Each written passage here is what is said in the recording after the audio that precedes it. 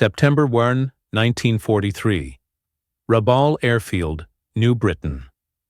Lieutenant Commander Saburo Sakai paused over the intelligence report, his hand trembling slightly from the wound that had already taken one eye. He read the words again, then laughed in the thick Pacific heat. The Americans, he read, had built a new fighter, heavy as a bomber, wide as a transport. They called it the Hellcat. Intelligence claimed it weighed twice as much as a Zero.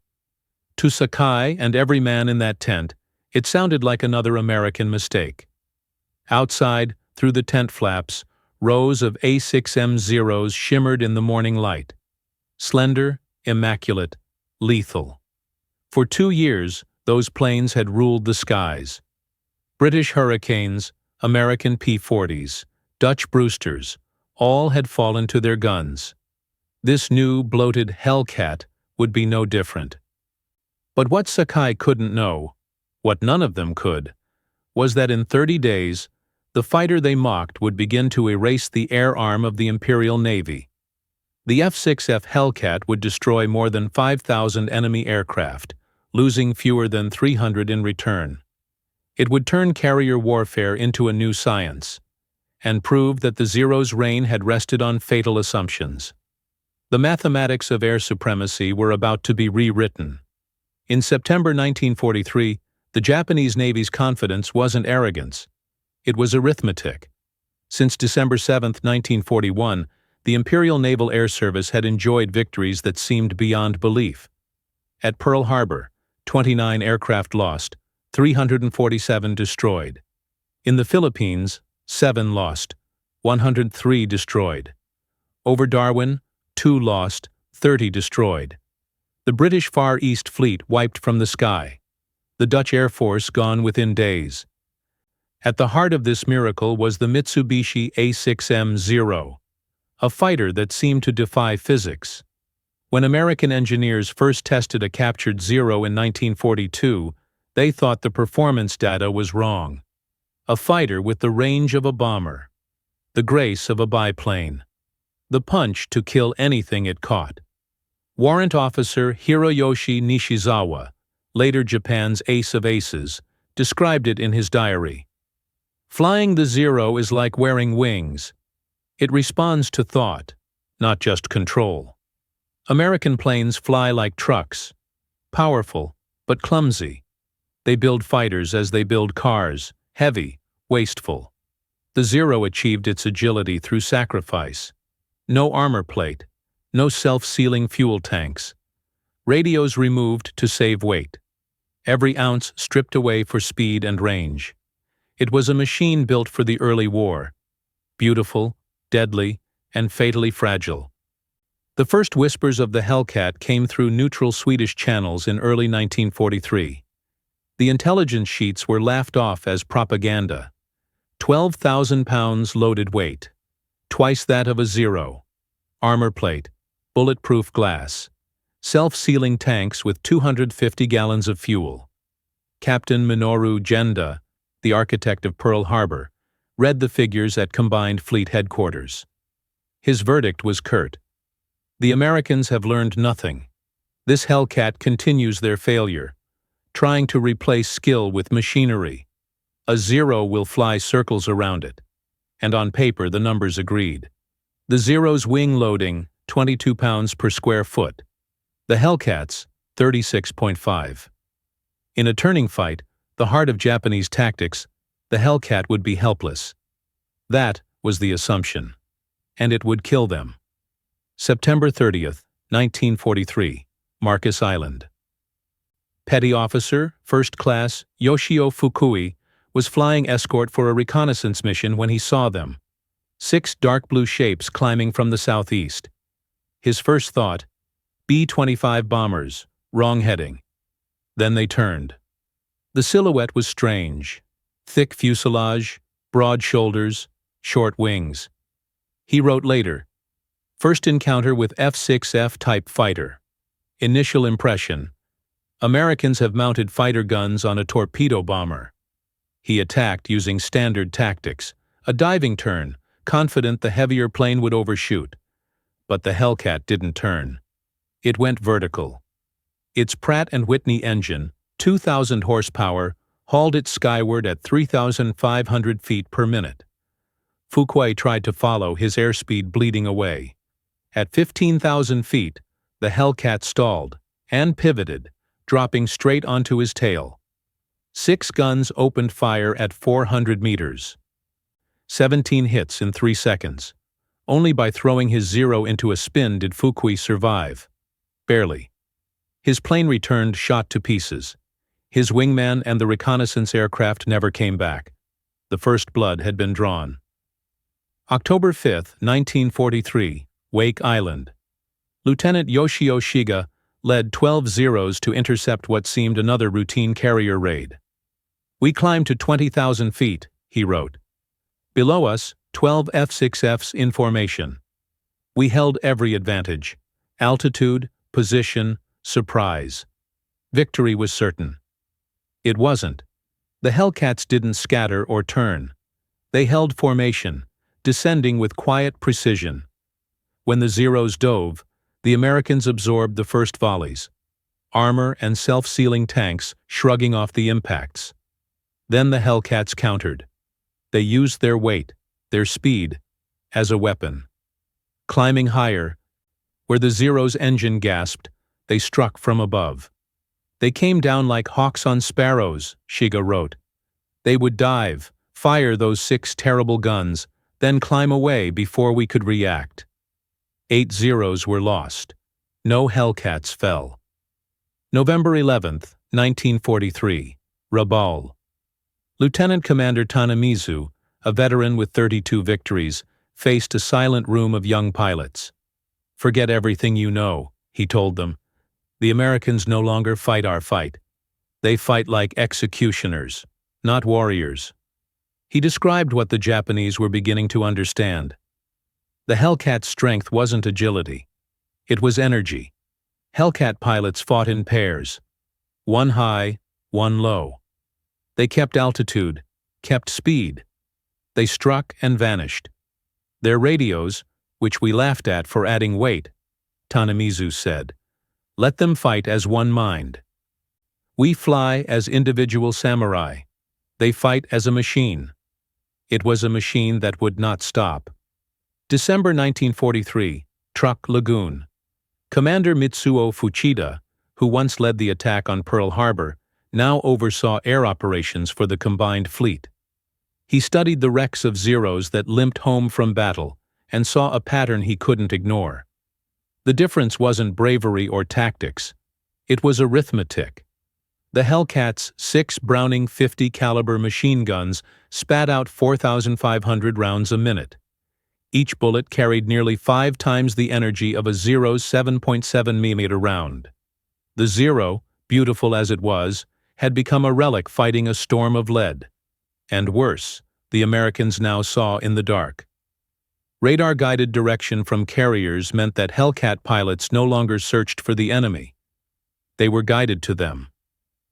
Shipboard controllers could see Japanese formations 50 miles away. Lieutenant Sadamu Kumachi described his first encounter. We were climbing through clouds when they hit us. No warning, no sight.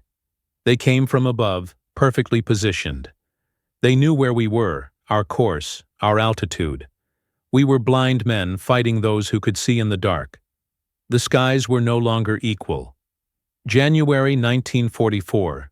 The pilot equation. Japan's crisis wasn't just machines. It was men. Before the war, Imperial Navy pilots were the best trained in the world. 3 years of instruction, 700 hours in the air. Artists of flight who understood their planes as extensions of themselves. Now by 1944, the fuel was gone. The time was gone. Naval pilots went to battle after 300 hours. Army pilots, barely 200. Gunnery training, 50 rounds per man. Lieutenant Commander Hashimoto wrote in despair, "We are sending children to fight professionals." Yesterday, Ensign Yamamoto arrived at the front.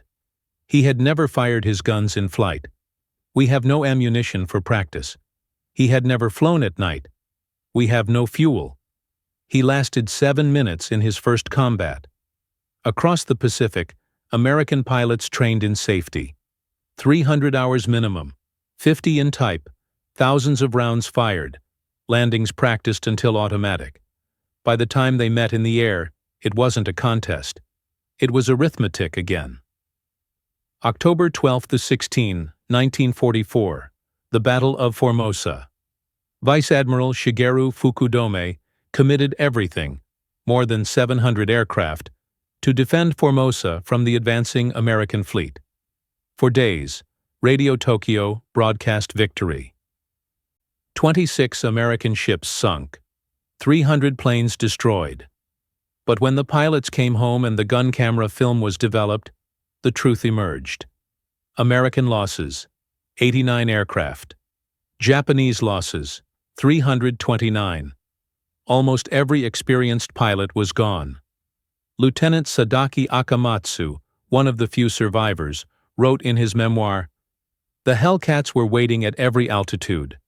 As we climbed, they were above us. As we dove, they were below. The sky was divided into grids, each patrolled by a division. It wasn't combat, it was extermination. The myth of the Zero was dying. In silence, smoke, and disbelief." June 19, 1944, the Great Marianas Turkey Shoot. The Philippine Sea. The Imperial Navy's last great carrier force, 9 carriers, 450 aircraft, launched to deliver a decisive blow. Admiral Ozawa still believed in his pilot's skill and the Zero's range.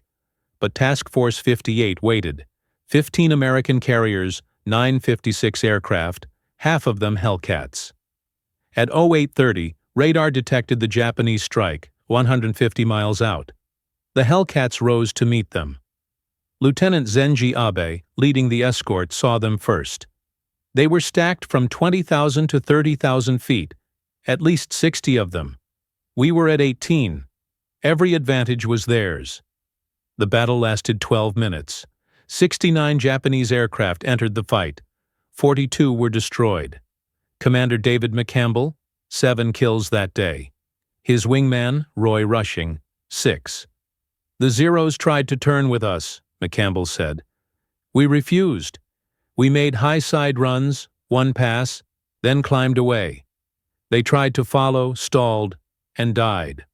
By nightfall, Japan had lost 346 carrier planes and 50 more from shore. American losses, 30. That evening, the pilots on Task Force 58 called it the Turkey Shoot. The enemy had been as helpless as birds. October 24, 1944, the Battle of Leyte Gulf. Commander McCampbell rose again from the deck of the USS Essex with 7 Hellcats. Ahead, 60 Japanese planes heading for the fleet. 90 minutes later, 9 kills were marked beside his name, 5 Zeros and 4 bombers. His wingman, Rushing, claimed 6 more. "I ran out of ammunition after the 9th, McCampbell said. "Not a single hit on my aircraft." 7 Hellcats had broken 60 Japanese aircraft, 15 destroyed, no losses. For that day's work, and another record set in June, McCampbell would receive the Medal of Honor. The air belonged entirely to the Hellcat now. Winter, 1944, the collapse of the Samurai Sky. The surviving Japanese pilots began to suffer what their psychologists later called Hellcat psychosis. Admiral Ozawa wrote it plainly. "The enemy has industrialized air combat. Each Hellcat is not a plane, but a part of a machine. We fight individuals, they fight as a system." By early 1945, pilot training had become a formality. Navy pilots logged 50 hours, Army pilots 70. Kamikaze pilots 40 to 50 hours total. 7 days to learn how to die. April to June 1945, the Battle of Okinawa. Operation Iceberg, the storm of desperation. The Japanese launched nearly 2,000 kamikaze attacks against the fleet. The Hellcat, once the hunter, now became the shield. Lieutenant Eugene Valencia, leading his flying circus, developed a new formation. 4 Hellcats abreast. 100 yards apart, sweeping through the sky like a scythe. "We called it the mowing machine," he said. "One pass, one sweep, then climb and do it again." In that campaign, Hellcats flew 38,000 sorties, claimed 2,351 victories, lost 249 aircraft, a ratio of nearly 10-1. More importantly, they stopped 4 out of 5 suicide planes before they could reach the fleet. The price was terrible, but the line held. By 1945, the technology chasm. The war had become a contest of evolution, and Japan could no longer keep up. The new F6F Hellcat was not the same plane that had appeared in 1943. It was faster, stronger, smarter. Water injection boosted its power to 2,200 horsepower. Rocket launchers hung beneath its wings. Its armor thickened. Its gun sights learned to calculate deflection automatically. Lieutenant Commander Saburo Sakai, the same ace who once laughed at the Hellcat, faced it at last in June 1944. "I used every trick I had learned in 200 battles," he wrote. "Loops, rolls, spins, everything. The Hellcat followed easily, almost lazily. I survived only because the American forgot to drop his fuel tank. It was no longer man against man. It was man against system, a contest already decided before the first shot. The human cost." By war's end, the Hellcat had claimed 5,223 victories in aerial combat. It had lost only 270 of its own kind, a kill ratio of nearly 20-1. 305 American pilots became aces in the Hellcat's cockpit. It accounted for 3/4 of all Navy air-to-air kills. For Japan, the loss was more than numbers. Of the 18,000 naval aviators who began the war, fewer than 100 experienced pilots survived to see August 1945. The skies that once roared with the Zero had fallen silent. The kamikaze equation, the transformation, was complete. When Japan could no longer compete in the air, it turned its pilots into weapons. Vice Admiral Takejiro Onishi, father of the kamikaze, explained the logic. If a Zero attacks a carrier conventionally, its chance of success is near zero. The Hellcats will destroy it. If it becomes a bomb, its chance rises to 30%. The pilot dies either way. At least this way, his death has meaning. It was mathematics written in blood. On October 25, 1944, Hiroyoshi Nishizawa, Japan's greatest ace, escorted the first official kamikaze strike. He scored 2 last victories, 2 Hellcats. The next day, October 26th, he was dead. A passenger in a transport plane shot down by Hellcats from VF-14. The fighter he had mastered could not save him.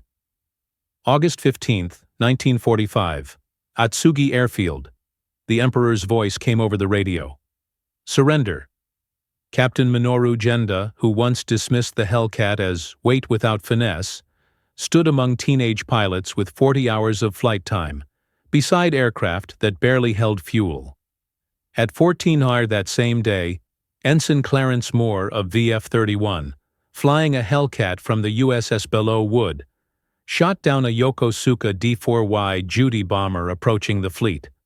2 short bursts. It was the last aerial victory of the Pacific War. The Japanese pilot never knew the war had already ended. September 1945, the occupation. The first American aircraft to land at Atsugi after the surrender were 12 F6F Hellcats from the USS Yorktown. Japanese mechanics and surviving pilots lined the runway to see them, their executioners now at peace. Lieutenant Robert Voss, an American ace with 19 victories, performed a brief demonstration, loops, rolls, climbs, that would have torn a Zero apart. Through an interpreter, he told them quietly, "This isn't even pushing it. In combat with water injection, it's 20% more powerful. It's built for 13 Gs. I've never managed to break one." The Japanese engineers said nothing. They just watched. The engineering post-mortem. After the war, Japan's leading minds, among them Professor Jiro Horikoshi, designer of the Zero, examined the captured Hellcats. They found precision they could not replicate. The Pratt & Whitney engine had nearly 3,000 machined parts, all interchangeable. The Nakajima Sakai engine of the Zero required hand-fitting. No two were the same. Horikoshi's conclusion was quiet but devastating. We designed an aircraft for 1941. They designed an aircraft system for 1945. While we perfected the sword, they built the factory that could forge 1,000 more. The production miracle. At Bethpage, New York, Grumman's plant never slept. 24 hours a day, 7 days a week, Hellcats rolled from the line. One every 60 minutes. In 30 months, they built 12,275. Japan, in that same year of 1944, built 5,100 fighters total. Color-coded instructions, rotating shifts, relentless precision. The Americans had made manufacturing itself a weapon. It wasn't just planes they were building, it was inevitability, the strategic revolution. Before the Hellcat, carriers had lived in fear, strike first or die. With the Hellcat, that fear ended. Admiral Mark Mitcher, commander of Task Force 58, said it simply. With the Hellcat, we don't have to find them first. Let them come. We'll destroy them at our convenience.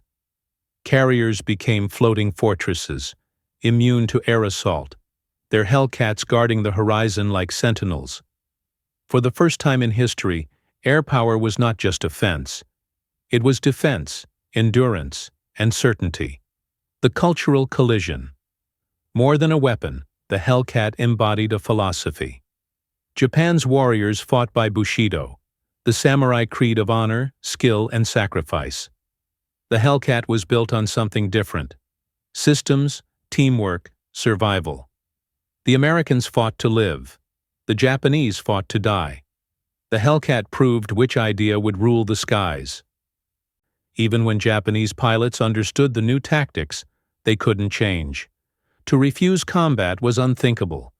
To retreat was shame. And so, they perished. Brave, brilliant, and trapped in the past. 1962, the judgment of history. 2 decades after the war, veterans met again, Americans and Japanese, at a naval aviation symposium. Captain David McCampbell, the U.S. Navy's top ace, spoke first. The Hellcat won the Pacific Air War. It destroyed Japanese aviation and made victory inevitable. Across from him, Commander Saburo Sakai nodded. The Zero was a superior fighter, he said. The Hellcat was a superior weapon system. We never understood the difference until too late. We brought swords to a gunfight and wondered why we lost. The final reckoning. The math told the story. Kill ratio 19-1. Production 12,275 Hellcats in 30 months. Zeros built from 1943 to 1945, 6,000. American pilots trained on Hellcats, 5,000. Japanese combat pilots left by 1945, fewer than 100. Admiral Ozawa, who commanded at the Philippine Sea, left the last honest word. We laughed at the Hellcat because we didn't understand it represented not an aircraft, but an entire civilization's approach to war. By the time we stopped laughing, our air forces had ceased to exist. The last word. Lieutenant Commander Saburo Sakai lived until the year 2000.